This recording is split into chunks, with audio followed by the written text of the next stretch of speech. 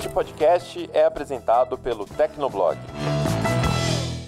Mas é isso, por enquanto nada também sobre dobrável. Falam há algum tempo, né, que a Apple deve lançar a dobrável daqui 2 anos. É sempre assim, em 2026, 2027. Então... A Apple vai lançar dobrável depois do ano do Linux. Tá chegando, então.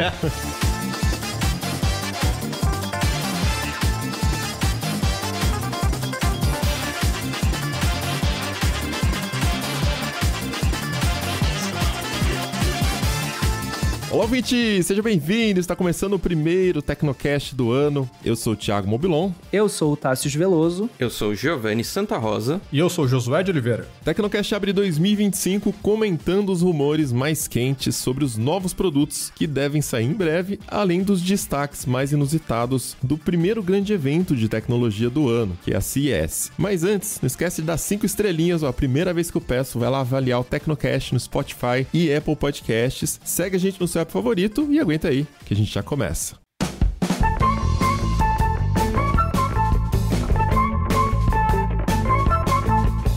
É cada vez mais comum que freelancers ofereçam serviços para fora do país. E se esse já é o seu caso, ou se você deseja dar esse passo na sua carreira, a Wise tem um recado para você. Pois é, a Wise Empresas é uma conta multimoedas voltada para PJs e pequenos empreendedores. Com ela você gerencia suas finanças internacionais de forma mais simples e transparente também. Você vai poder receber pagamentos em mais de 40 moedas. O dinheiro é acreditado na sua conta Wise em segundos e as taxas são compreensíveis e transparentes. Assim você ganha dinheiro sem perder dinheiro. A Wise Empresas também permite pagar colaboradores estrangeiros em mais de 70 moedas e ainda te oferece um cartão de débito Visa internacional. É isso, então reforçar sua carreira internacional passa pela Wise Empresas. Abre lá sua conta PJ e começa a usar.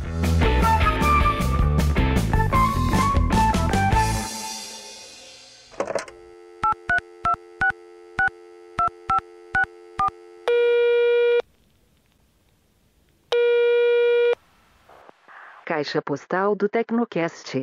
Você tem novas mensagens?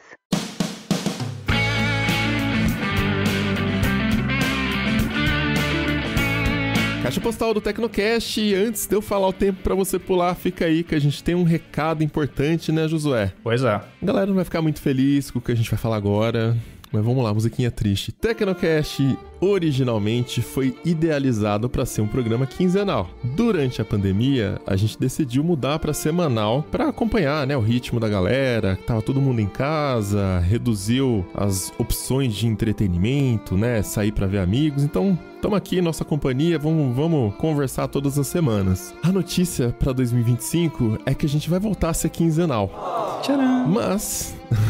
não quero que as pessoas enxerguem isso de uma forma completamente negativa, porque ser quinzenal não significa reduzir produção de conteúdo, né? É só que manter o Tecnocast semanal dá um trabalho gigantesco pra gente. E aqui no Tecnoblog, o podcast, o Tecnocast, nunca foi... apesar de ter uma audiência muito grande, né? A gente tá sempre ali no top dos rankings de tecnologia, na primeira colocação. O Tecnocast não é o nosso produto mais comercial, né? Não é o produto que a gente... que mais gera receita pra empresa e paga os salários de todo mundo que trabalha aqui. Enfim, sem entrar muito em detalhes comerciais, a questão é, a gente precisa desse respiro para conseguir produzir pautas mais aprofundadas, de ter um tempo para encontrar esses temas mais interessantes também para o Tecnocast, mas também para a gente conseguir se dedicar a outras coisas da empresa, do TB, que tomam bastante tempo. Então, isso pode mudar em breve. A gente também tem planos de começar o Tecnocast em vídeo. Toda a parte ali visual já tá pronta, a gente só precisa animar elas agora. Vamos contratar uma pessoa para fazer a animação. E aí vamos gravar e publicar o programa em vídeo para quem gostar de assistir também. Mas é isso. Até segunda ordem, Tecnocast volta a ser quinzenal. E com isso, o Josué também vai passar a produzir mais conteúdo nas redes sociais, né, Josué? Já tá postando lá. Pois é, vocês vão ver minha cara com mais frequência, né, nas redes do TB, no Instagram, TikTok, no Shorts também. E é isso, né, gente? É uma decisão que dialoga com o momento do Tecnoblog, necessidade também de fortalecer esses outros canais. Isso. E, de fato, o Tecnocast é uma parada que a gente gosta muito de fazer, dá bastante trabalho. E pra gente fazer bem, a gente precisa de ter um respiro um pouco maior ao longo desse ano pra de fato, continuar dando ao programa o tempo que ele merece pra ele continuar sendo bom. sacou? Então, trata-se disso. E quem conhece o Tecnocast desde a antiga sabe, né? Que aqui a gente tenta trazer uma discussão mais aprofundada, a gente lê muita coisa pra produzir o conteúdo, né? Assim, análises aprofundadas, a gente não vem trazer só o raso, né? Tipo, vai acontecer tal coisa, ou foi lançada tal coisa. Notícia entra no TB, no site, né? Mas essa análise mais aprofundada sempre foi o estilo Tecnocast de falar de tecnologia. Sim. Pra não perder isso, pra fortalecer isso, a gente volta, por enquanto, quinzenalmente. Não sei se um dia volta a ser semanal, tá? Não sabemos.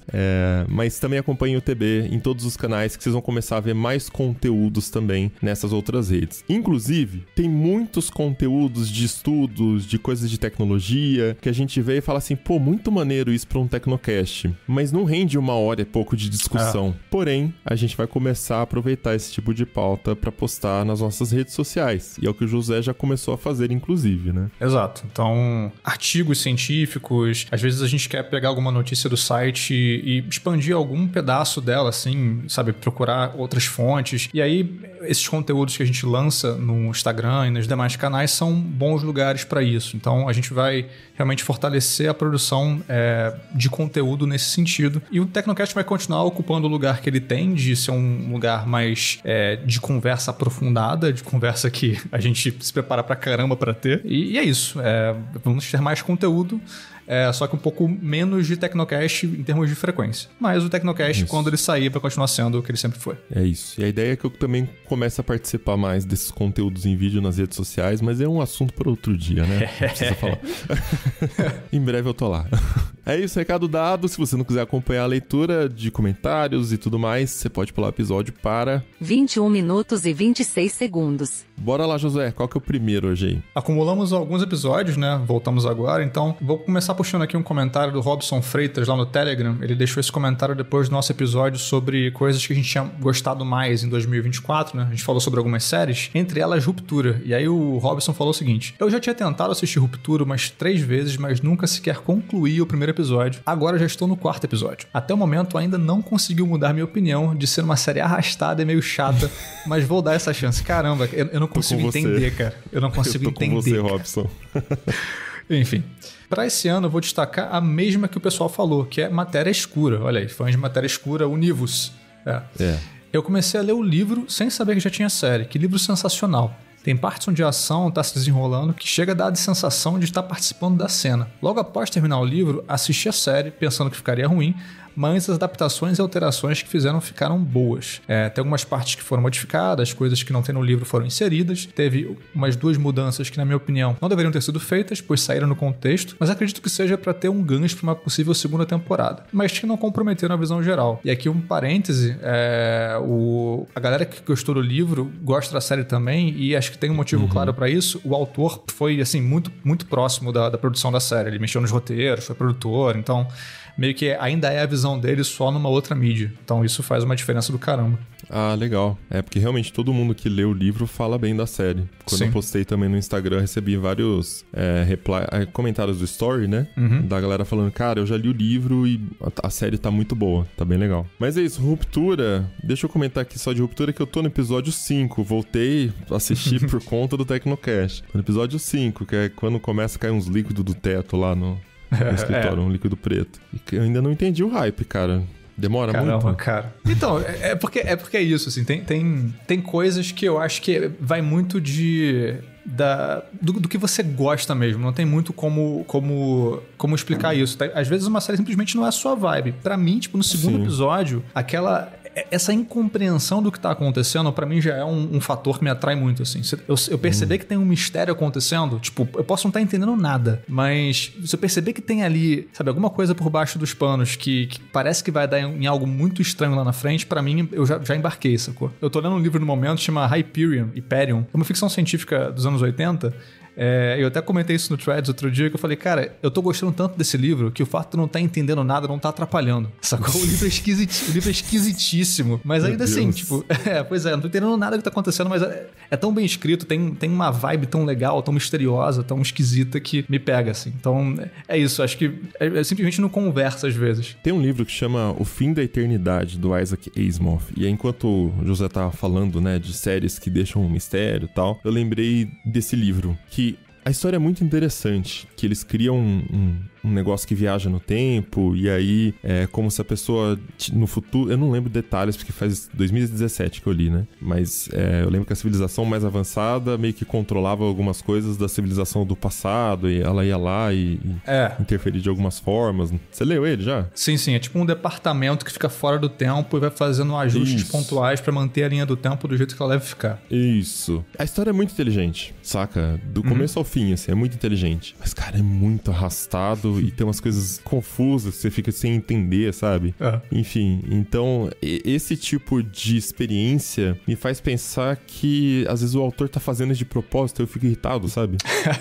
Tipo, não tem por que a série ser tão vazia, que a série muito parada, pra mim é uma série vazia. Ok, tem um mistério, mas desenvolve esse mistério, não fica, tipo assim, sem falar o que tá acontecendo nunca, sabe? Então, esse é o meu ranço pessoal com esse tipo de ritmo de série. O Robson continua aqui. Semana passada terminei de ler outro livro do mesmo autor. Tá falando aqui do mesmo autor do Matéria Escura, né? O livro se chama Recursão. Nesse livro ele explora a viagem no tempo através de memórias. Outro livro muito bom que já soube que tá sendo adaptado pra filme e série pela Netflix. Espero que fique tão bom quanto Matéria Escura. Então, fãs de Matéria Escura provavelmente terão outra série pra se deleitar aí nos próximos anos.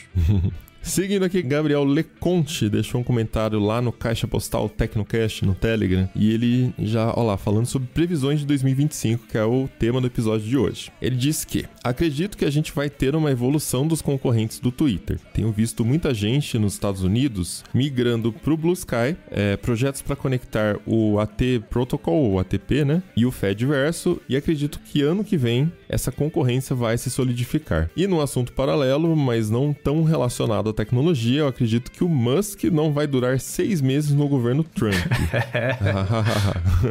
Os dois parecem ter um ego muito grande, com certeza vai dar briga. Essa aí a gente não comentamos muito sobre isso, mas a parte dos protocolos e tal, eu acho que, cara, vai continuar se desenvolvendo. Eu acho bem interessante, assim. Eu acompanho com otimismo onde isso pode dar, assim. Eu tenho usado só o Threads, tô esperando para que apareça algum aplicativo que reúna tudo, porque aí é para lá que eu vou. Eu até mencionei no episódio que a gente fez sobre Fediverso e ATP, falei do Open Vibe, né, que é um aplicativo que tá nesse caminho, já tá ali fazendo com que o ATP e o Fediverso dialoguem.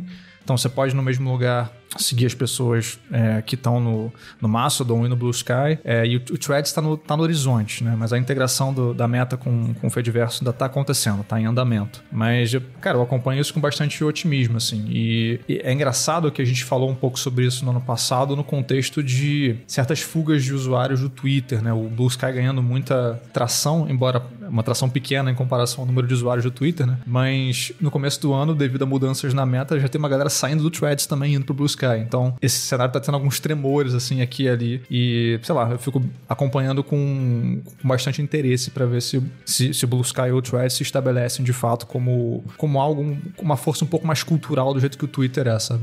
Uma coisa eu sei, o Threads, como o Threads tá abrindo o algoritmo, provavelmente pra atrair novos usuários, né? Porque é o velho dilema do marketplace ou do ovo da galinha. Você precisa de leitores pra ter produtores de conteúdo, você precisa de produtores de conteúdo para ter leitores. Exato. Então, e aí o que você faz para atrair?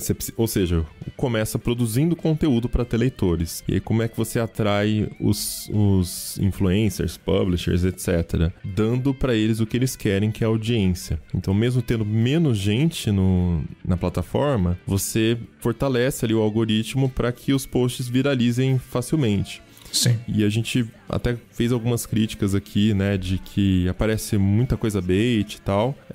Eu não acho que é um acidente, não acho que é uma falha de algoritmo. Eu acho que é intencional, mas é aquela coisa, quando você aumenta o vício do algoritmo, você gera esses efeitos colaterais.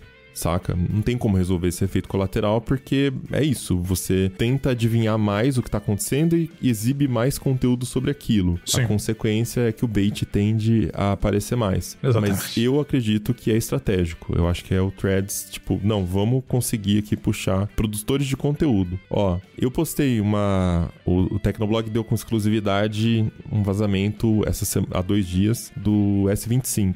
E eu postei no meu perfil pessoal, teve 68 likes. Eu tenho 1.800 seguidores só no Threads. Considerei um número bom, assim, se for ver o alcance.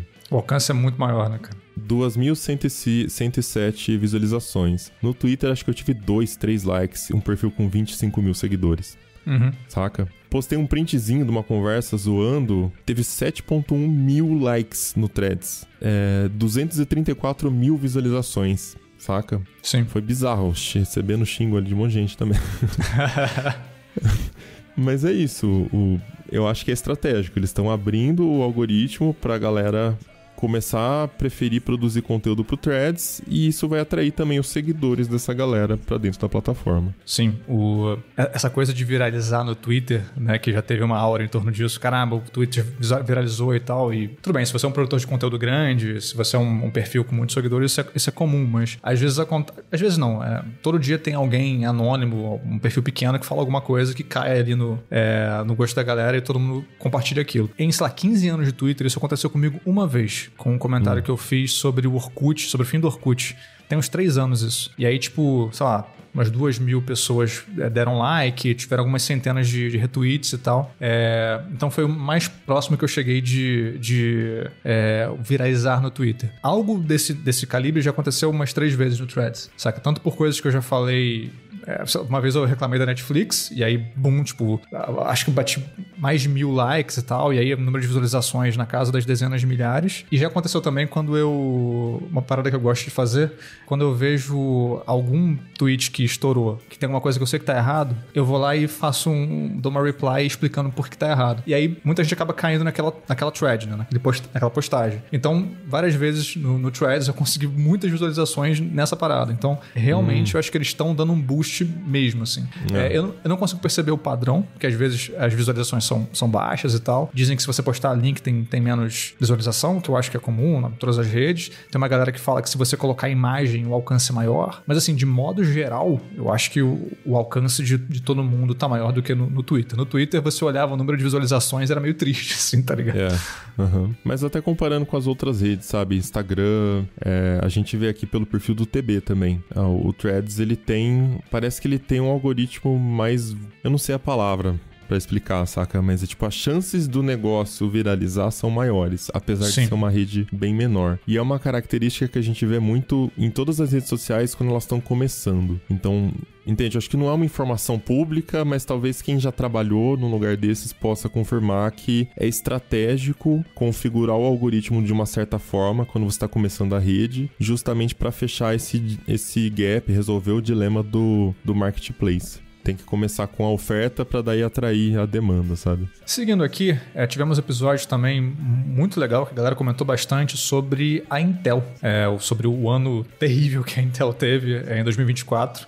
O último evento traumático para a Intel foi a aposentadoria forçada do Pat Gelsinger, que havia sido CEO da empresa nos anos anteriores. E aí o Rodrigo Dias também deixou um comentário lá no Telegram dizendo: sobre o podcast da derrocada, ele coloca entre parênteses uma interrogação assim, derrocada da Intel e a parte do seu fracasso no mobile, vou contar uma situação que aconteceu comigo. Há uns anos atrás, quando os tablets ainda estavam em voga, comprei um tablet da DL, entre parênteses, já começamos bem, que eram aqueles modelos genéricos, mas com um processador Intel nele. Pensa num negócio ruim. Até mesmo pro seu tempo, ele travava. Tu abria um app e o negócio era lento. Às vezes, tu ia baixar um app na lojinha do Google, o mesmo tinha um aviso que não era compatível. E no auge das custom ROMs, não existia nada para Intel. Isso porque eu ainda tinha um celular com o Windows Phone e ainda acreditava que os apps que existiam no Android chegariam com o tempo. Usava esse tablet como um complemento. A Intel ignorou o bonde dos smartphones da IA e pode sim virar uma Nokia dos anos 2020. Eu até pensei em usar os processadores deles para montar um super PC, mas os defeitos nas últimas gerações me afastaram dessa ideia. Certamente vou colocar processador da AMD. Rapaz, a Intel, esse episódio da Intel, a galera tava quase tocando a marcha fúnebre, cara. Porque tá preocupante o negócio. Esse episódio acho que foi o que eu mais gostei de gravar em muito tempo, assim. Foi realmente um episódio Tecnocast Roots, foi muito legal. Mas o Rodrigo comenta que vai colocar processadores da AMD, eu não acho que ele foge muito do problema colocando a AMD, né? Porque meio que a avaliação é que o problema da Intel foi ter investido muito na arquitetura, ter insistido muito na arquitetura. X86, Por mais que tenha a AMD 64 ali no da Intel também, né? A instrução de 64 bits, mas essa arquitetura específica e, enfim, mudando para AMD ainda é essa arquitetura e tudo bem, pode ser que a AMD, ela tá conseguindo, né, lançar chips mais potentes, ela às vezes demora um pouquinho mais, mas lança e tem o problema de defeitos aí que algumas linhas o pessoal tem comentado que tá sendo com defeito, né, da Intel, mas acho que olhando um pouco mais distante, o problema é a arquitetura, né, não é só a qualidade do produto em si. Isso vai ser uma das coisas para ficar de olho ao longo de 2025. Tem saído notícias recentes aí de uma incursão que deve começar em breve da NVIDIA para o ramo das CPUs. A Qualcomm já está fazendo isso com chips ARM para rodar ali os computadores com Windows, né, o Copilot Plus. Então a NVIDIA talvez vá nessa direção também, talvez não. Os rumores parecem bem sólidos assim. Então eu fico me perguntando o que isso vai significar não apenas para a Intel e a AMD, né, que são empresas menores do que a NVIDIA, por exemplo, mas o que isso vai significar para a arquitetura x86, né? Porque, de novo, se as formas de emulação e os programas que existem que rodam no x86 passem a existir e rodar bem para ARM, para mim vai ficar difícil entender o que a x86 ainda vai oferecer, sacou? Então, acho que 2025 vai ser um ano onde essa questão vai ficar bem prevalente, sabe? E, não sei, a situação da Intel, ainda mais depois que eu vi essa coisa da NVIDIA entrando no mercado de CPUs, a Qualcomm já tá lá, vai ser a concorrência direta deles e tal, mas eu acho que resvala mal na Intel também. Enfim, comentários lidos, bora pra pauta? Vamos nessa.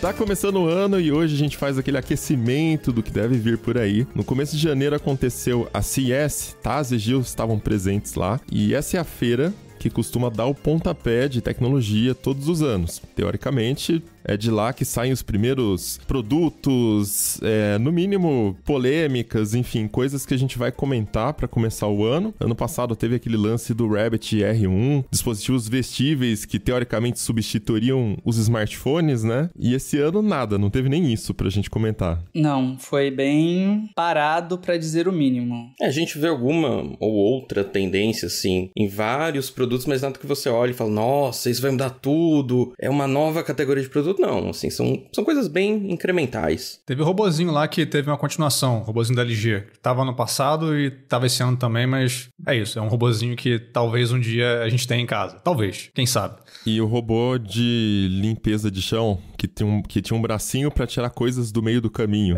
Mas demorava 2 horas pro bracinho sair, pegar o negócio e tirar do meio do caminho. Mas pensa, esse robô, eu vi.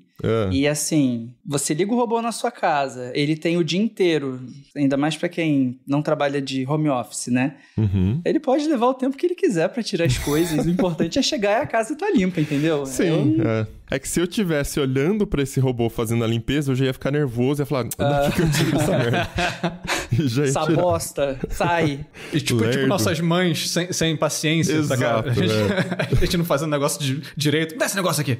Como diria o Everton, ser babá da máquina, seria isso. Mas para além de CS, a gente tá ouvindo bastante rumor. Tá se aquecendo agora, começo de ano, né? Então, rumores de smartphones também é uma categoria que faz um tempo que não tem muita inovação. A gente já fala isso há muito tempo, que esse form factor já tá consolidado, tem alguns testes com dobráveis e tudo mais, mas enfim, faz tempo que não tem nada que acontece de surpreendente em smartphones. E um dos rumores que tá pegando bastante, a empresa está noticiando bastante, é o rumor referente ao novo modelo do iPhone. Tem o iPhone SE, né? Então uma atualização que já faz um tempo que a Apple deveria ter lançado. O iPhone SE é aquele aparelho mais barato dos iPhones, que é feito justamente para ter uma opção barata, entre aspas, no Brasil nunca é, né? Mas lá fora. E para isso a Apple utiliza o corpo do iPhone antigo, o hardware do iPhone novo, mas é o corpo antigo, o que também implica ter uma bateria menor e ter uma câmera só, né? Então é realmente aquele design antigo do iPhone 8. Então o rumor agora é que o corpo dele deve ser atualizado para aquele corpo do iPhone 14, né? Isso mesmo, eles vão recuperar aí esse design que já tem aí 2 anos. E se você não lembra muito bem qual era o iPhone 14, ele foi o último a ter o entalhe, né? O notch ali na parte de cima da tela. Ele não tem a Dynamic Island, ele tem aquele recorte em formato de trapézio mesmo. Então ele muito provavelmente não vai ter esse recurso de mostrar informações em tempo real, mostrar ali quanto tempo vai demorar para chegar seu Uber, seu iFood. Ele vai ser aquele recorte bem clássico. As animaçõezinhas, né?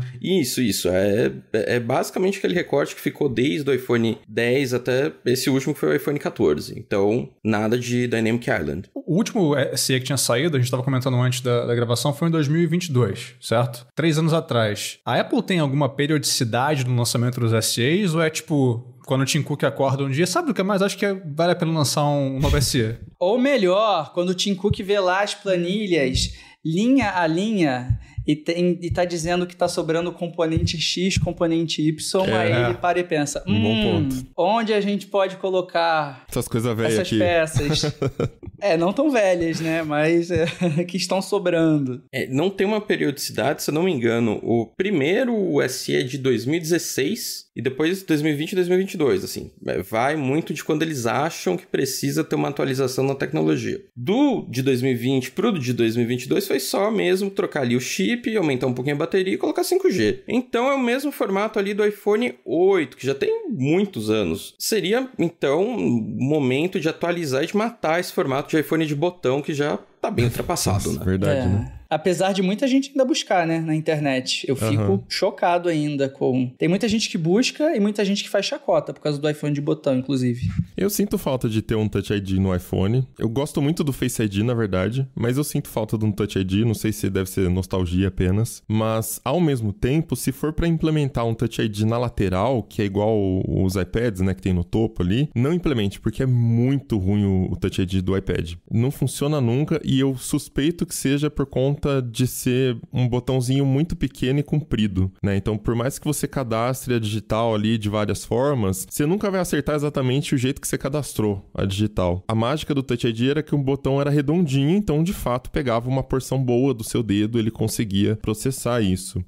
E se fosse uma abordagem similar ao que acontece nos Androids, nos Galaxy S, por exemplo, que tem embaixo da tela, aí seria bacana. Mas é um caminho que a Apple nunca flertou, né? Desde que ela colocou o Face ID, para ela, Touch ID é tecnologia ultrapassada nos iPhones. Bom, talvez a explicação que o José precisava era essa, né? Por que demorou tanto para atualizar? Ele precisa ser diferente dos iPhones que são os mais caros. Então, agora que já atualizou em tudo, pode finalmente fazer upgrade no SE. E ainda vai ser a Dynamic Island mais gordinha também, né? Aquela tecla de ação, não sabemos. A tecla de câmera que saiu na geração mais recente.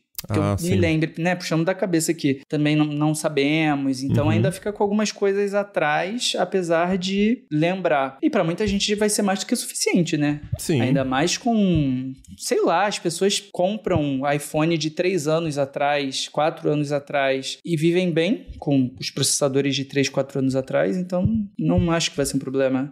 Uma coisa que pega bastante pra maioria é câmera também. Então, eu tenho um amigo, por exemplo, que ele era desse de gostar de Pocophone. Ele quer esses modelos AliExpress, né? Esses modelos mais baratos. E que são legais, tem uma aplicação massa ali. Mas aí ele se sentiu humilhado porque um dia ele tava num pub com os amigos dele. Ele não conseguia tirar foto do QR Code pra abrir o cardápio. E aí apareceu uma menina com um iPhone SE, tudo arrebentado, e ela só apontou e conseguiu ler o QR Code, né? Ele falou assim, cara, não é possível que eu tô aqui com esse Pocophone, né, novo e tal, acabei de comprar, e a menina usando um aparelho que é a ralé da Apple, né? Um iPhone SE, o mais barato e tal. Quanto tempo tem isso, cara? Porque, sei lá, a pessoa que eu tenho aqui hoje, qualquer celularzinho Android... E é coisa de sistema, basicão. Não é nem da câmera. Mas então quer dizer que a menina fez pouco caso do celular do seu amigo. Nossa, cara.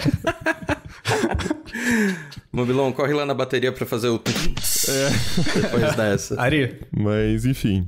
E aí ele comprou agora um S, né? Ele comprou o S23 Ultra, que ele tava, nossa, câmera pra dar aquele zoom, tirar foto da lua, ele gosta de tirar foto da lua e tal. Enfim, mas estou explicando isso porque com esse corpo novo, existe também uma chance grande dele canibalizar bastante os produtos um pouquinho mais caros da Apple ali, né? Não o iPhone top de linha, mas talvez a linha mais barata do ano, que eu não sei qual que é agora, que ainda está à venda, 13 ou 14, provavelmente. Acho que é o 14. 14.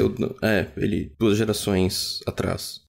Então existe essa chance aí, pelo menos no Brasil, de tomar um pouco desse espaço, até porque ele vem com o chip A18, que é o chip do iPhone 16, se for como os rumores estão falando, né? E aí já atende muito bem, é um grande aparelho. Eu acabei de trocar um 12 pelo 16, eu continuaria usando o 12 de boa, e esse aparelho vai ser melhor do que o meu 12, na prática. E só para situar em termos de preço aqui, pelo menos de acordo com os rumores, a expectativa é que ele chegue a $599. Então, enfim, seria mais ou menos essa a realidade do mercado americano. Aqui no Brasil deve chegar mais ou menos R$10.500 pela cotação. Por aí.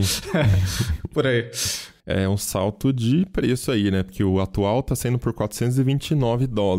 $599, curioso também, porque era o preço padrão dos iPhones, quando eles... Não no primeiro, né, que era mais caro, mas a partir do segundo ou terceiro era o preço padrão dos iPhones ali, 7, 8, 6, enfim. Era $599. Então a Apple meio que jogou tudo pra cima e agora o modelo base vai custar esse que era o preço antigo dos iPhones padrões, né, de entrada. Agora, uma outra curiosidade, o Josué colocou uma pergunta na pauta aqui, que é por que mudariam o nome? E eu complemento. Será que essa mudança de nome, iPhone 16e, e o aumento do preço também para $599, não indica, se isso tudo se concretizar, óbvio, estamos opinando em cima de rumores, mas não significa também que a Apple estaria olhando para essa linha como uma linha que vai ser atualizada anualmente também, junto com os outros iPhones, pensando em ter sempre esse modelo como o modelo de entrada e fazendo essas concessões, né, de abrir mão de recursos, enfim, que teria nos outros iPhones? O que vocês acham? Primeiro,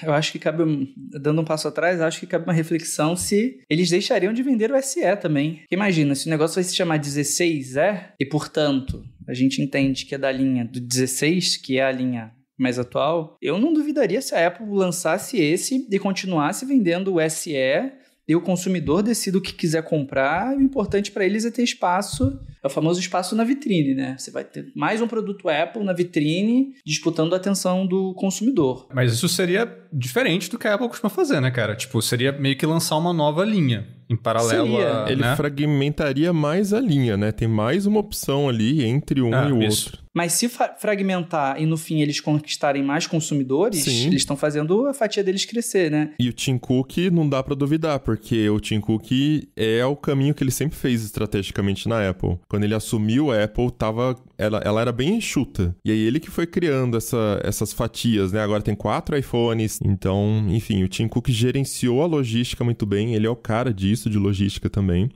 Então... O que o Tass falou é possível, não é de se duvidar com o Tim Cook no comando. E outro ponto que eu queria trazer é que o que a Samsung faz já há alguns anos é lançar o Galaxy do ano, em janeiro ou fevereiro, e mais pro fim do ano, acho que outubro ou novembro, um negócio assim, eles apresentam a versão FE, né? É a Fan Edition, ou Fan Edition, um negócio assim. E exatamente para gerar um novo hype em cima da linha Galaxy, tentar fisgar um consumidor que às vezes não tem grana para pagar o preço do produto, né, mais completo, mas ainda assim vai ter o Galaxy S24, só que é o FE, com as suas limitações. E, ao que me consta, funciona super bem para eles. Então, no fim, do ponto de vista de mercado mesmo, mais uma opção, movimenta a marca e vende mesmo. E até às vezes acontece de, num ano a pessoa pega o FE, aí dali a algum tempo, quando vai trocar de celular, já pega um Plus ou um Ultra, então permanece permanece ali, com o Samsung e ainda faz o chamado upsell, que é pagar mais caro por um produto um pouco melhor. Se vai ser uma opção a mais ou se vai substituir, né? Mas vamos complicar um pouquinho mais, são os rumores com o iPhone 17 Slim, ou se seguir a nomenclatura Apple, iPhone 17 Air.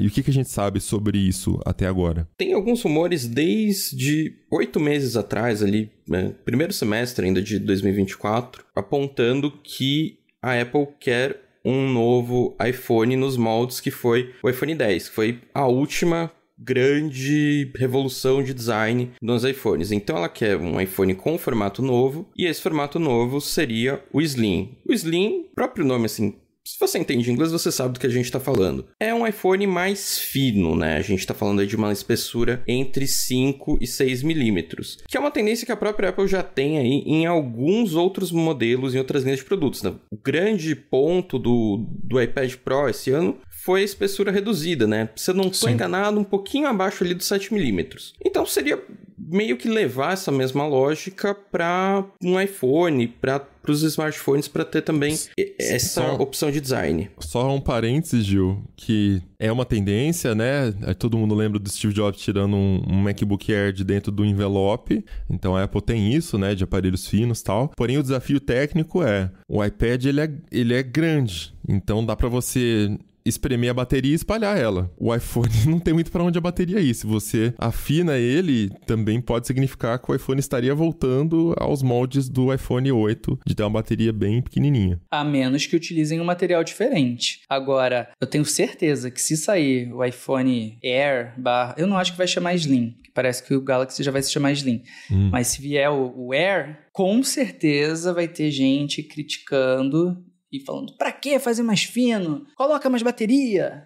Sendo que o Pro Max já é mais grosso e tem muita bateria, né? Mas é esse universo de polarização, inclusive nisso. Mas aí vocês acham que seria o quê? Ele substituiria a linha 17 normal e a gente teria o 17 Slim versus 17 Pro, similar ao que tem no iPad, por exemplo. É 17 Air, né? E 17 Pro. Até não existem uns rumores de que o Plus sairia... Era o Plus? Não lembro agora. Sim, tem rumores que não teria Plus. Porque dentro disso que o Mobilon falou, o iPhone 17 Air ou Slim, ele não teria a tela de 6,1 polegadas que o iPhone tradicional tem, ele seria maior. Ele teria ali 6.4, 6.6, de acordo com alguns rumores, justamente para ter mais esse espaço. Então ele pode ali ocupar o espaço do Plus em termos de tela, mas na configuração de preço ele seria o mais caro. Ele seria acima do Pro Max. Acima do Pro Max? Acima do Pro Max. Vamos faturar!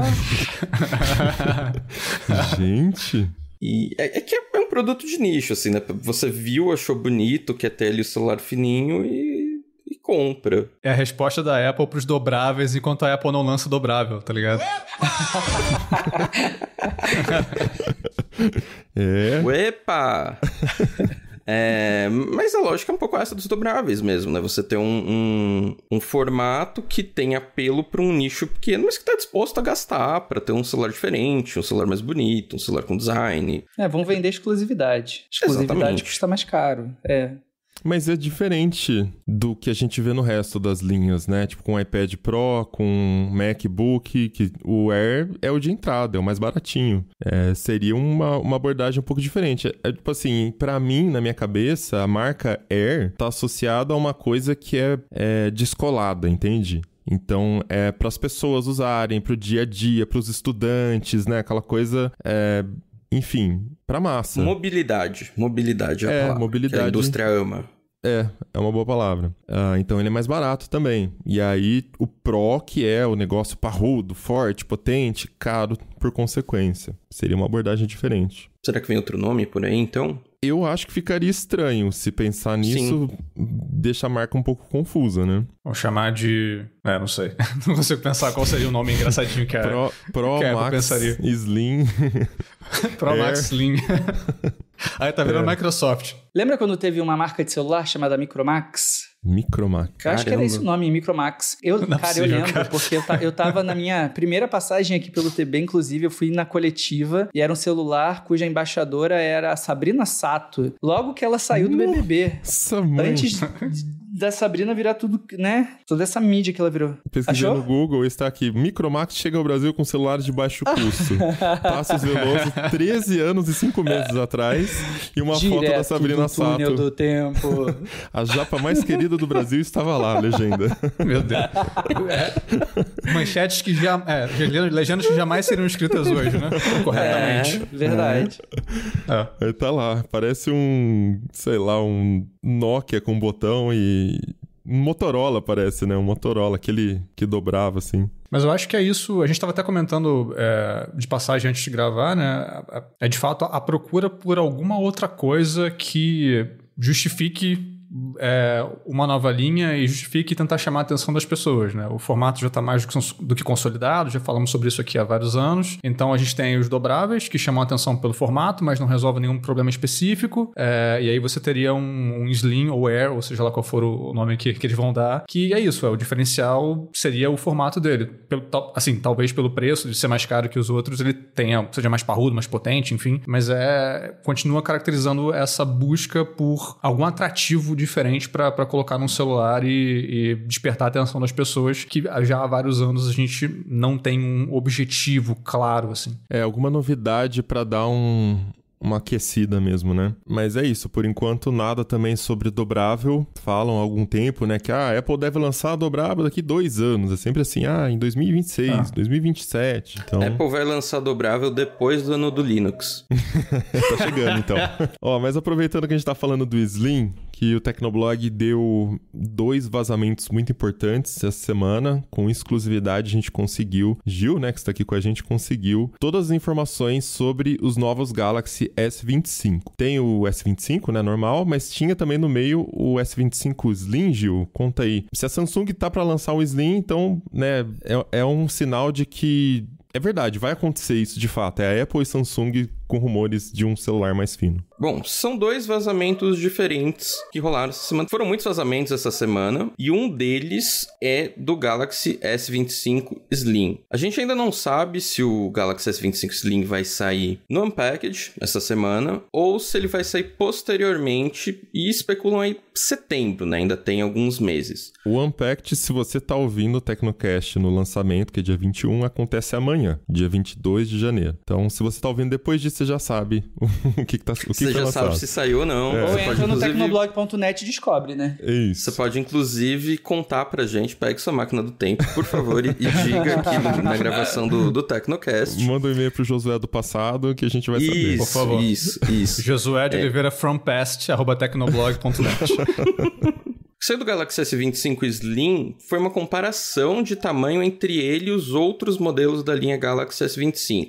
Então ele teria mais ou menos tamanho 6,7 polegadas, 6,8 polegadas ali do Galaxy S25 Plus, mas ele seria mais fino também ali na casa dos 7mm, um pouquinho menos. É bem parecido com o que a gente está ouvindo do iPhone 17 Slim ou Air. É um aparelho maior, com uma tela mais próxima de um modelo Plus, mas com uma espessura menor, até para conseguir espalhar os componentes e caber tudo no smartphone. O que tem de novo no S25... E o que está se falando muito são os recursos de inteligência artificial, né? Uma conexão entre o Gemini e os aplicativos da Samsung, ali para você dar um comando só e ele pegar, entrar num aplicativo, fazer uma coisa. Então, é o que estão falando aí de Agentic AI, né? Todo mundo na indústria está falando isso, que vão ser inteligências artificiais com capacidade de agência. Então, elas vão conseguir fazer coisas por você, não só gerar texto, gerar imagem, gerar vídeo, elas vão executar tarefas. E o Gemini parece que está próximo disso no S25. Outro recurso que a gente viu nesse material se chama Now Brief. Lembra lá atrás, se você acompanha Android há muito tempo, o saudoso Google Now, né? Que mostrava ali cards interessantes para você ao longo do dia, de acordo com o que ele tinha de informação. Como é que estava a previsão do tempo, qual era o seu próximo compromisso... No Now Brief, que a Samsung tá para lançar, ou já lançou, dependendo do momento que você está ouvindo esse podcast, tem informações de cupons que você tem salvo, informações de sono, de atividade física. Então vai ser alguma coisa mais abrangente, como a gente fala muito de IA hoje em dia. Vai ter inteligência artificial. Né? Vai ter inteligência artificial para entender melhor o contexto e recomendar as coisas mais perto ali da hora certa, com uma precisão maior. Eu acho que esse vai ser o avanço em relação ao Google Now que você trouxe. E hoje, por exemplo, a área do Samsung Health, que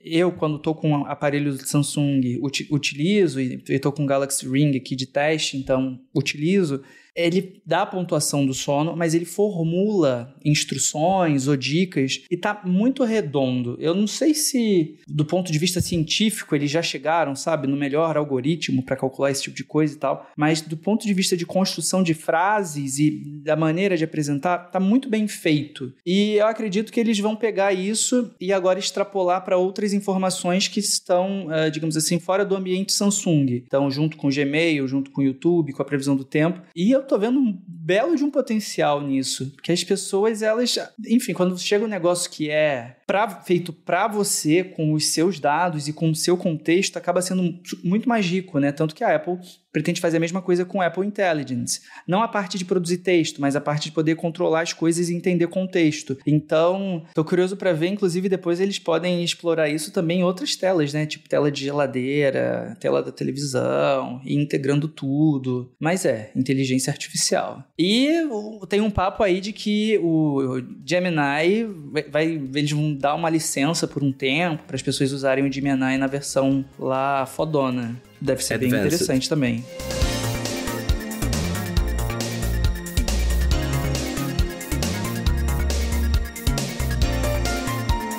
Bom, mas a gente abriu o programa falando que CS não teve nada muito surpreendente, assim. Vamos puxar o que teve de surpreendente ou de minimamente interessante, né?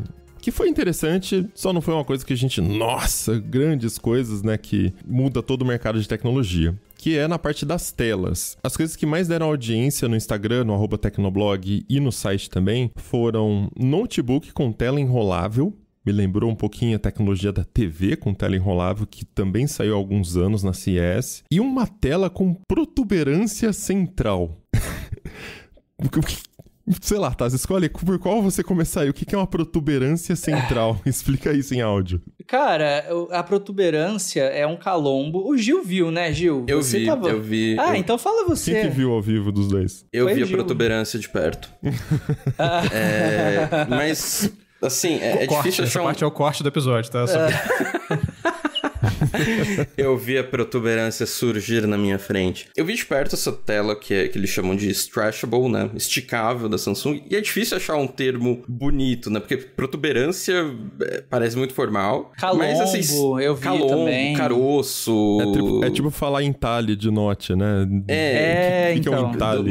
Não tem... Assim, esses termos vêm muito e não tem muito um correspondente legal aqui. Mas é um calombo, assim. Era uma demonstração da Samsung Display, que é o braço telas da Samsung. Ele não necessariamente faz coisas para produtos Samsung, então tem coisa que é para produtos de outras marcas, né? Eles são fornecedores. E era uma demonstração, assim, uma telinha de 7 polegadas, talvez, não vou saber precisar o tamanho, com imagens... eram 2 telas. Uma tela tinha imagens da Sphere, né, de Las Vegas, aquela grande esfera colorida, com muitas luzes, e saía um calombo mesmo da tela onde estava a Sphere. Então a Sphere ficava projetada para fora do plano da tela. Vendo de frente, você não entendia muito bem o que estava acontecendo, mas quando você olhava de lado, cara, dá pra ver certinho. É um calombo saindo da tela. Isso pro ouvinte, rapidinho, Gil, visualizar. Sabe cena de filme de ficção científica, que é quando alguém tá dentro da tela da televisão e vai saindo metendo assim a mão, uma coisa meio Matrix? Sim. Então, só que de verdade, fisicamente conseguiram produzir. Sim. A tela, ela vai se movendo, então. Não é que ela é torta, ela tem essa flexibilidade. Ela é esticável, stretchable, esticável. Uhum. Então, ela tá ali num primeiro momento plana e ela vai ficando esticada como se tivesse. Provavelmente tem, né, alguma coisa mecânica por trás empurrando a tela pra fora, como o Tassius falou, coisa de ficção científica, sabe? E de num tocar a ponto mão, específico, né? Num ponto específico. Não é a tela toda, é um ponto específico. Não faz um formato ali super definido, né? No caso da Sphere, não forma uma esfera certinho, mas é um calombo redondinho ali saindo da tela e, ok, uma demonstração. Mas as aplicações disso são inúmeras, se for pensar, né? De interatividade. Achei que você fosse falar inúteis. Aí quem julga é o consumidor. A indústria acha que tem inúmeras aplicações, né? O mercado decide. Mas, assim, você pode usar isso para interatividade, para entretenimento, talvez para usar a tela em alguma superfície que não seja plana. Então, assim, como eu falei, a Samsung Display cria tecnologia e tenta vender, tenta achar interessados em comprar essa tecnologia. Isso não vai estar na casa das pessoas, mas, sei lá, eu acho que é algo que dá para ser utilizado, por exemplo, em cenografia de estúdio de televisão, ou então em parque de diversão, sabe? Onde você tem uma ambientação e essa tela com essa protuberância acaba fazendo parte de algo maior, assim. Mas para ter em casa... porque se você for ver, o 3D era muito mais fácil de fazer. Você tinha mais definição na protuberância, vamos dizer assim.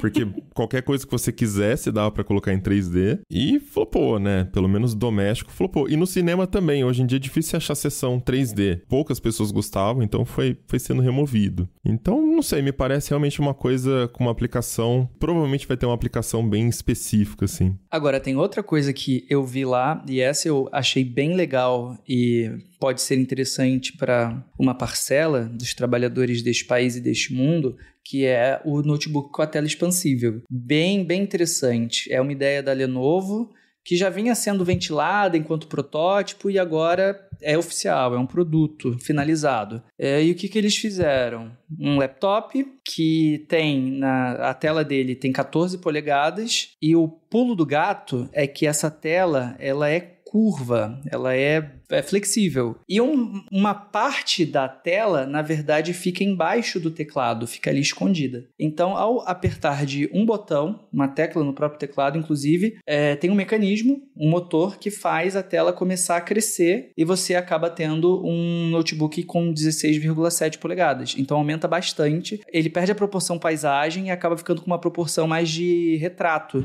E para mim, lembrou muito uma folha de papel A4. Então, eu tava lá, assim, logo que saiu nas primeiras notícias e alguns veículos já tinham visto, eu fiquei, assim, pé atrás, sabe? Esse negócio aí tá esquisito e, sabe, não é possível. E aí, quando eu vi, e principalmente o notebook como um todo, ele é muito sólido, o material é bom, a construção me pareceu bem acabada. Então, eu acho que tem um potencial para algumas categorias. Por exemplo, advogado, área administrativa, todo mundo que trabalha com documento, né, ao comprido. Contexto. Exato. E eu até tenho um vídeo no canal do TB no YouTube que eu falo que eu me visualizo escrevendo roteiros nessa tela. E também dá para você dividir em duas metades. Então, roda um programa em cima e um programa embaixo. Então, você pode estar consultando um documento enquanto trabalha no seu. Mas o meu notebook já faz isso. Eu coloco um PDF num canto da esquerda e outro no canto da direita. Beleza, mas fica minúsculo, né? Se você não tiver um notebook gamer, fica muito pequeno. Eu, com a minha idade, já não posso mais me dar esse luxo. Eu tenho que colocar a letra bem grande. Então, acaba sendo uma mão na roda. Enfim, eles anunciaram.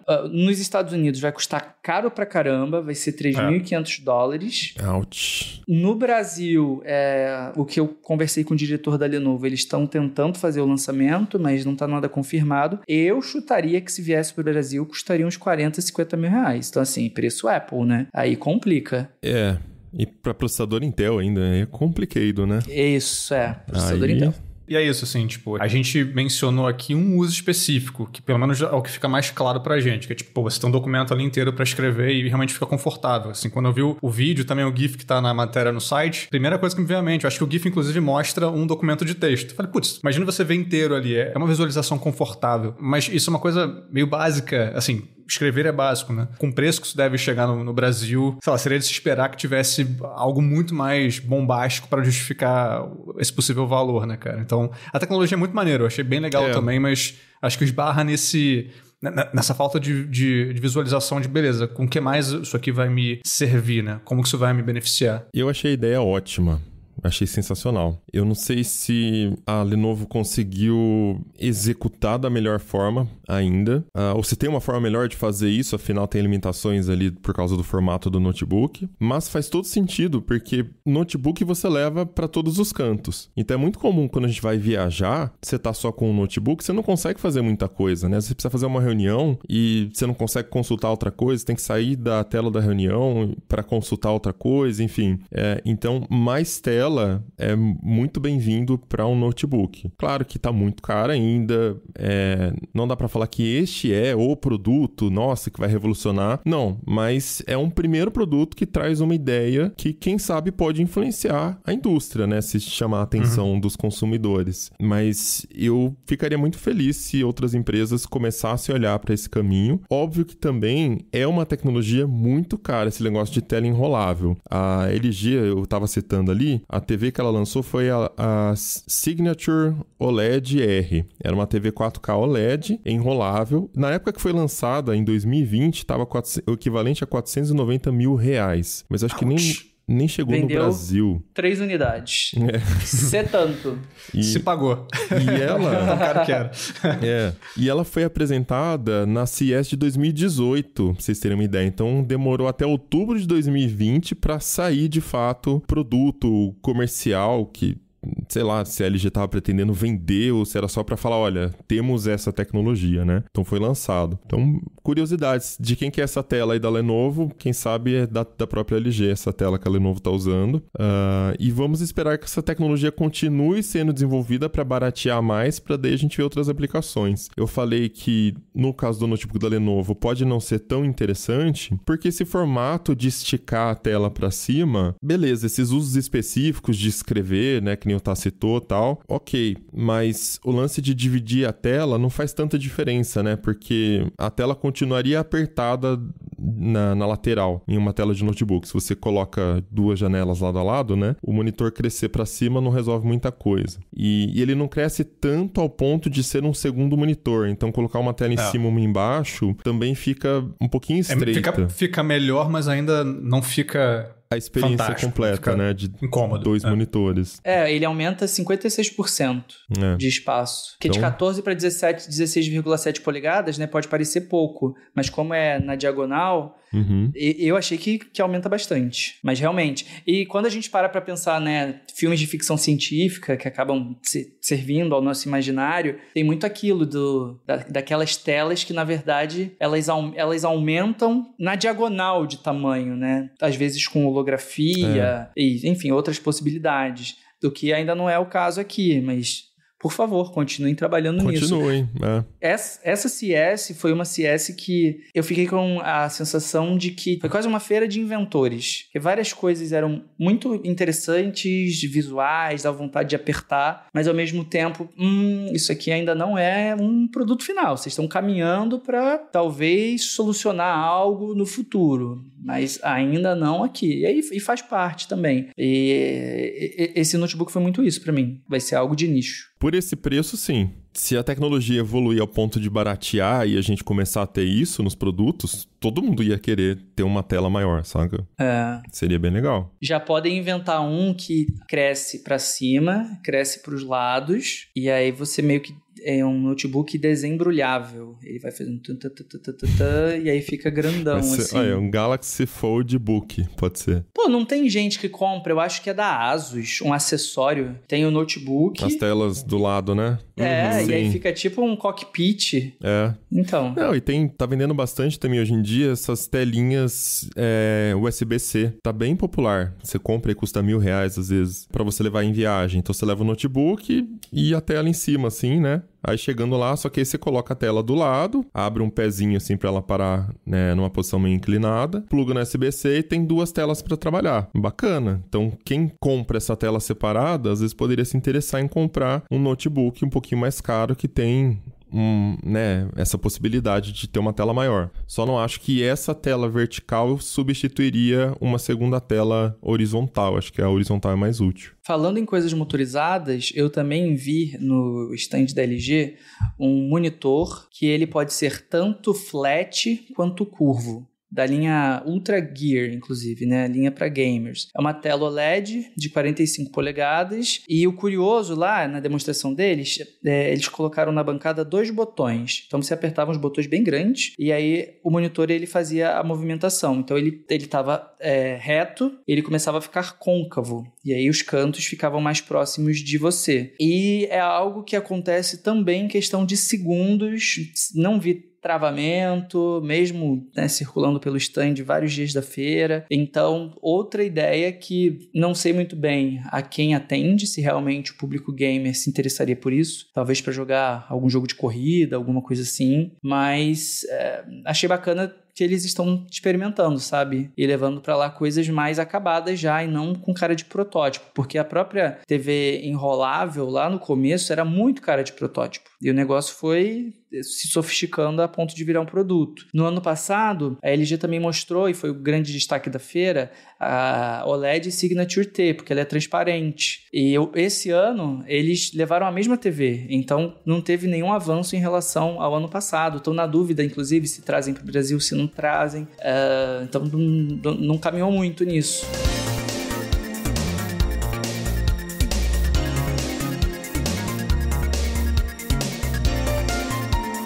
Então, ainda em termos de rumores que a gente tem ouvido, a gente teve no ano passado a apresentação do protótipo Orion, ou Orion lá da Meta, que a gente até fez um episódio na época, que seria o óculos inteligente de verdade, assim, aquele que de fato se parece com um óculos mesmo, não com um capacetão gigante que você fica parecendo... É o que deveria ser. Você usa ele e não fica parecendo o Ciclope dos X-Men. Mas a gente também mencionou isso no episódio, que apesar das pessoas que testaram terem dito que não, isso aqui parece estar um pouco mais pronto, tem um sistema operacional ali, tem um conceito mais sólido, ele não vai virar um produto porque ele é muito caro. Acho que cada Orion para produzir estava custando $10 mil, então é inviável. Então basicamente foi a Meta mostrando, tipo assim, é isso aqui o lugar onde a gente quer chegar. A gente construiu os tais óculos de realidade aumentada, de fato que são óculos, mas tem um caminho grande para seguir até que se chegue neles. E a expectativa, obviamente, é que eles vão aos poucos tentando mostrar os próximos estágios desse caminho. E a gente tem agora rumores de que o Meta Ray-Ban, aquele óculos que eles lançam em parceria com a Ray-Ban, eles pretendem lançar um modelo que vai ter pequenos displays nas lentes dos óculos. Esse novo produto seria um lançamento previsto para o segundo semestre de 2025. De novo, isso é rumor, vem de fontes que acertaram antes, mas ainda assim a gente não tem confirmação. Essas telas vão exibir notificações e respostas da assistente lá, a Meta AI. Também deve vir com uma pulseira. E vamos lembrar que o Orion lá, o protótipo, também tinha uma pulseira, detectava contrações dos músculos e tal. Acho que é outro produto interessante de comentar, porque eu acho que tudo que envolve esse segmento agora vai ter um pouco mais de atenção, depois do que a Meta mostrou no ano passado. Também por causa do Vision Pro. Tem rumores aí que a Apple deve lançar uma versão mais popular e tal, não sabemos se esse ano. Mas achei interessante que eles estão aos poucos colocando ali um pouco mais daquela tecnologia que a gente viu no Orion, agora, né, colocando isso no produto mais popular deles, que é o Meta Ray-Ban, né, colocando pequenos displays ali por dentro, que é começando de fato esse caminho em direção ao óculos inteligente de verdade, né? Primeiro de tudo, olá Google Glass, né? Porque quando a gente pensa nessa descrição, é o Google Glass. Só que com 10, 15 anos de diferença. De evolução tecnológica. Para a coisa se concretizar. Um dos estandes que mais estavam fazendo sucesso, pelo que eu vi lá em Vegas, era o da empresa do Ray-Ban, que eu nunca sei falar o nome. Exoluxótica. É um negócio assim. Exoluxótica. Essa aí, exatamente. Tinha uma fila lá, eu não encarei a fila, inclusive, tinha um monte de pauta para fazer, mas muita gente indo lá. O Meta Ray-Ban tradicional, né, sem ser essa geração, a possível geração, é um produto que faz muito sucesso entre influenciadores, pessoal de rede social e tal, e faz muito sentido que eles avancem para um formato que não seja tão passivo, no sentido de você ou aperta um botão para gravar foto e vídeo, ou você fala com a Meta AI e pede para descrever, nananã. Por um lado, faz sentido começarem a colocar essas telinhas nas lentes. Por outro lado, é aquilo que a gente já conversou, inclusive, eu acho que no episódio sobre o evento da Meta. A empresa capturando algo do nosso campo de visão, agora algo que está sempre na nossa visão, na realidade, para exibir informações que eles vão decidir. Com um aditivo de polêmica de ser a Meta que, né, nos últimos tempos, está passando por uma bela de uma reviravolta no posicionamento dela, enquanto empresa, político e, enfim, tudo que a gente já sabe. Agora, não foi só a Ray-Ban. Lá nos pavilhões, o curioso foi que tinha muitas marcas totalmente desconhecidas, não sei se o Gil viu também, mas com óculos. Muitas opções de óculos. Eu vi isso. Um monte de coisa. Assim, como dizia uma jornalista, antiga chefe minha, vai virar carne de vaca. Porque todo mundo vai ter óculos com smart de alguma forma. Abriu a porteira aí dos óculos com telinha e inteligência artificial, né? Assim como ano passado foi a CS dos anéis Smart. E se a gente for parar pra pensar, quantos prosperaram, né? Poucos. Ultra Human, a Aura. O Aura já tava lá, né? Eu já tava lá. Galaxy Ring veio depois. E um monte desapareceu. E esse ano, inclusive, não vi quase nada de anel Smart, assim. Pelo menos um destaque, né? Nos stands, querendo promover. Compensação, os óculos. Então, não duvidem se daqui a pouco a gente começar a ver nesses sites, principalmente que trazem da China, óculos mais simples, que fazem algumas coisas muito básicas, mas que vão começar a atender uma parcela do mercado, que não quer ou não pode bancar nada mais sofisticado, e que começa a popularizar a ideia da coisa. E isso sim a gente pode identificar como tendência. E essas marcas independentes conseguindo fazer esses produtos, mesmo que sejam produtos mais simples, acho que também é um sinal de que o barateamento tá avançando, saca? Então, quando você começa a ver, por exemplo, um monte de cópia de Garmin rolando no AliExpress, saca? Aqueles relógios de R$200 que são meio porcarias, né? Mas, enfim, tem os sensores. De 200 para menos, inclusive. Tem os sensores, eles fazem as coisas básicas ali. Então, é um sinal de que, então alguma marca daqui a pouco consegue fazer um produto decente, impressionante, e não será mais um protótipo como foi o caso do Orion. Vamos esperar, ver quanto tempo demora para sair alguma coisa de fato. E lembrando que rumores apontam uma mudança de direção na Apple com o Vision Pro. Já pararam de fabricar, mas parece que estão olhando para essa abordagem da Meta, quem sabe lançar um óculos menor, um óculos mais simples para tentar competir nesse nicho aí que a Meta meio que mexeu, né? A Meta não lançou nada, ela mostrou e impressionou todo mundo, então acho que deu uma sacudida nos bastidores ali. Porque assim, por um lado, foi um conceito que eles mostraram, né? Algo que, assim, não é só um conceito porque dá para fabricar, mas ainda é proibitivo o custo. Mas eles foram muito felizes em fazer a parceria com a Ray-Ban, porque, assim, óculos, ainda mais o aviador, que é um negócio assim, é um ícone do lifestyle, muita gente quer ter. Mas não é o aviador. Tá em fio. Não é o aviador? Wayfarer, né, o modelo. Wayfarer. Verdade, tem razão. O aviador aquele redondinho, assim. Tem razão, verdade. Enfim, mas continua sendo Ray-Ban de toda forma. Mas é um modelo clássico tanto quanto o Ray-Ban, quanto o aviador. O meu sonho era ter um aviador e eu fui comprar depois de velho, assim, numa viagem pra fora. E assim, acaba sendo algo de sonho de consumo mesmo, né? Então eles pegaram algo que era icônico e colocaram... Assim, nem parece que é algo da Meta, né? Porque eles andam tão chafurdando na lama que nem parecia algo da Meta. E aí conseguiram colocar lá e ficou legal. E as outras empresas sacaram. Então, agora, quando, sei lá, uma Xiaomi, uma Oppo, uma Honor, essas, né, que são grandes indústrias chinesas que conseguem integrar peças bem. A primeira que conseguir desenvolver um negócio maneiro, visual maneiro, e que funcione bem, que você não precise aprender mandarim para usar lá, que igual alguns relógios smart,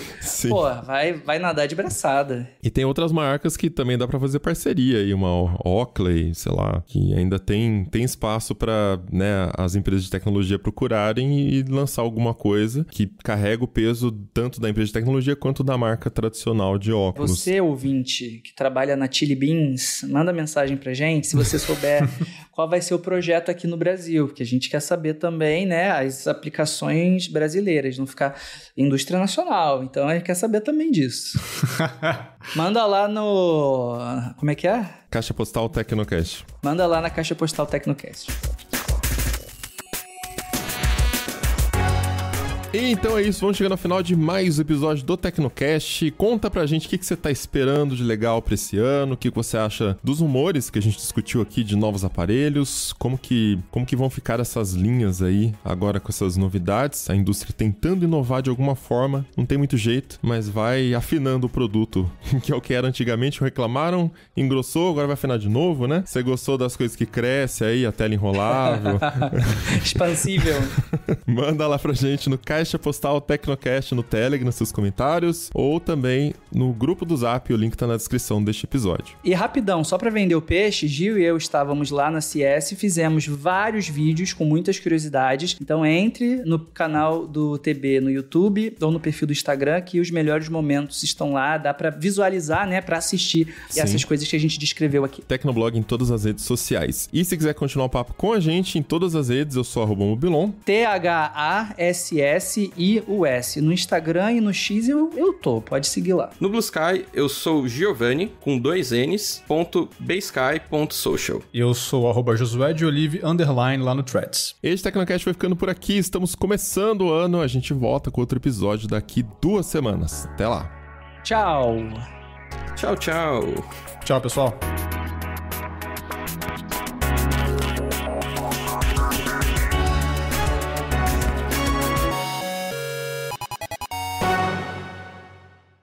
Por falar em protuberância, teve algum momento da CS que eu tava andando ali pelo setor de saúde e eu passei pela área de brinquedos sexuais da feira. Deu aquela maior polêmica, uns 5 anos, né, que eles deram prêmio, tiraram prêmio, baniram, voltaram atrás e tá lá até hoje. Falar firme e forte, mas falar firme e forte é pedir pra... Tá lá estável. Eu queria falar disso, mas o Josué não deixou. Porque se liberar, eu tenho vários... sair um pouco do escopo do programa. Uma curiosidade, o Gil falou que tiraram, depois voltou porque foi proibido da CS esse tipo de produto e voltou, cara, é isso? Eu não vou lembrar exatamente qual foi o caminho, mas eu lembro que, assim, a CS A CS distribui prêmio, né?